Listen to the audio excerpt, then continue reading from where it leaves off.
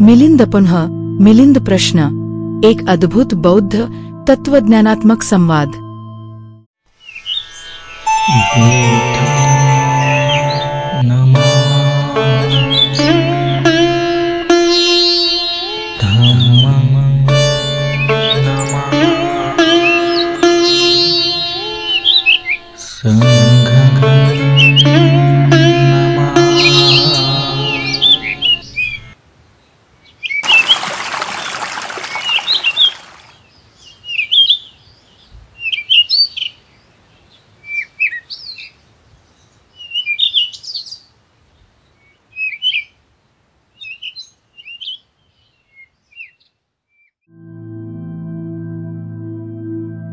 एक परिचय। मिलिंदपन्ह तनुष हा एक प्राचीन पाली बौद्ध ग्रंथ आहे जो यवन राजा मिलिंद मिनांडर आणि बौद्ध भिक्खू नागसेन यांच्या तत्वज्ञानात्मक संवादांचा संग्रह आहे। हा ग्रंथ बौद्ध धर्माचे गहन तत्वज्ञान प्रश्नोत्तरांच्या माध्यमातून स्पष्ट करतो। भाषा पाली। रचनाकार इ.स.पू. 100च्या सुमारास। प्रमुख विषय आत्मा, कर्म, पुनर्जन्म, निर्वाण, बुद्धत्व। 2 ऐतिहासिक पार्श्वभूमी। ज्या मिलिंद मिनांडर हा इंडोग्रीक शासक होता, इ.स.पू. 2री शतक। त्याचे राज्य सिंध पंजाब प्रदेशात होते। तो बुद्धिमान आणि तत्वज्ञानाचा आसक्त होता। भिक्खू नागसेन हे एक बौद्ध विद्वान भिक्खू होते ज्यांनी राजाला बौद्ध धर्माच्या गूढ तत्वांचे स्पष्टीकरण दिले। संवादाचे स्वरूप, राजा मिलिंद प्रश्न विचारतो आणि नागसेन तर्कशुद्ध उत्तरे देतात। 3 ग्रंथाची रचना। मिलिंदपन्ह हा 6 भागात विभागला गेला आहे। 1 सल्लेखना कथ, आत्मा आणि शरीराचे संबंध। 2 विज्ञान कथ, चैतन्य आणि पुनर्जन्म। 3 निर्वाण कथ, मुक्तीची व्याख्या। 4 बुद्ध कथ, बुद्धांचे स्वरूप। 5 संघ कथ, बौद्ध संघाचे महत्त्व। 6 पंचशील कथ, नैतिकता आणि शील। 4 ग्रंथातील काही महत्त्वाचे संवाद। आत्मा आहे का? राजा मिलिंद, नागसेन, जर आत्मा नाही तर पुनर्जन्म कसे होते? नागसेन, महाराज, जसे दिवा एका थाळीतून दुसऱ्या थाळीत जातो पण तेच तेल नसते तसेच विज्ञान, चेतना एका जन्मातून दुसऱ्या जन्मात जाते। व कर्म कसे काम करते? राजा, कर्माचे फळ कोण भोगते? नागसेन, जसे आंब्याचे बी वेगळे असते पण झाड एकाच प्रकारचे येते तसे कर्माचे परिणाम अनुभव घेणाऱ्या चेतनेला भोगावे लागतात। निर्वाण म्हणजे काय? राजा, निर्वाण हे कुठे आहे?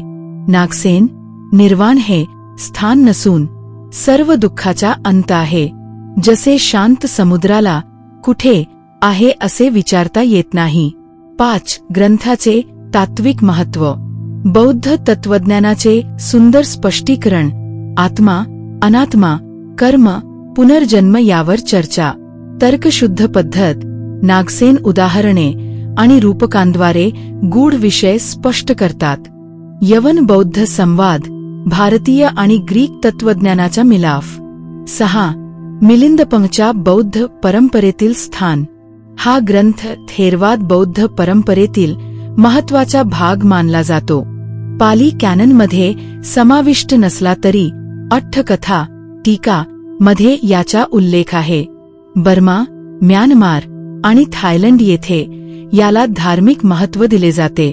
7 मराठीत उपलब्धता। मिलिंद प्रश्न या नावाने मराठी अनुवाद उपलब्ध आहे। बौद्ध विद्वान डॉ. भदंत आनंद कौसल्यायन यांनी हिंदीत भाषांतर केले आहे। भाग 2 अप्रकाशित तत्वे, प्रभाव आणि आधुनिक संदर्भ।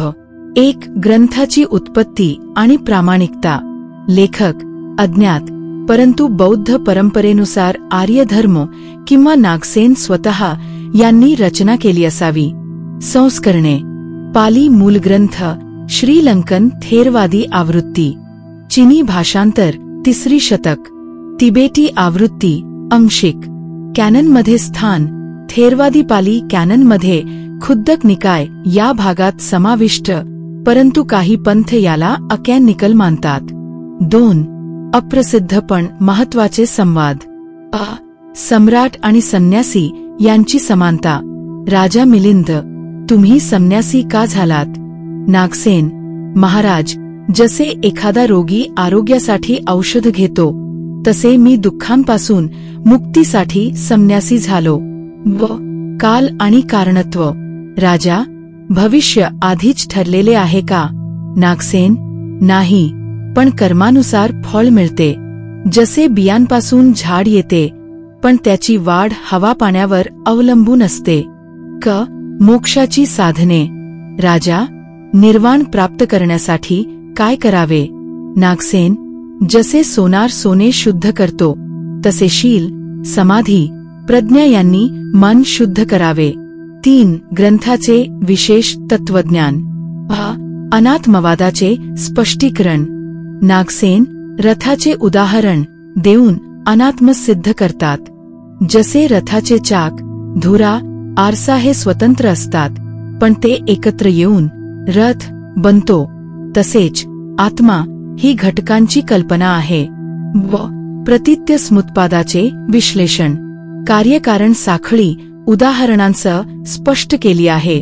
अज्ञानामुळे संस्कार, संस्कारांमुळे विज्ञान, विज्ञानामुळे नामरूप. बुद्धांचे स्वरूप.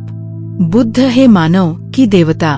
नागसेन सांगतात, बुद्ध हे मानवच होते, पण त्यांनी बोधी प्राप्त केल्यामुळे ते अलौकिक झाले. 4. मिलिंदपंथच्या इतर धर्मांवर प्रभाव. हिंदू तत्वज्ञान. नागसेनचे अनात्मवाद आणि कर्मसिद्धांत यांची चर्चा वेदांत आणि सांख्य दर्शनातही आढळते. ग्रीक तत्वज्ञान. राजा मिलिंदचे तर्कशुद्ध प्रश्न आणि नागसेनची उत्तरे, यात प्लेटोच्या डायलॉग्स सारखी शैली दिसते. जैन धर्म. जैन ग्रंथ उवास्क दसाओ मधील संवादांशी साम्य. 5. आधुनिक युगातील प्रासंगिकता. वैज्ञानिक दृष्टिकोन. नागसेनचे विज्ञान, चेतना ही शरीरापासून वेगळी आहे हे विधान आधुनिक न्यूरोसायन्सशी तुलना करता येते. मानसशास्त्र. कर्म आणि पुनर्जन्म यावरील चर्चा ट्रॉमा आणि रिबर्थ थेरपीशी जुळते.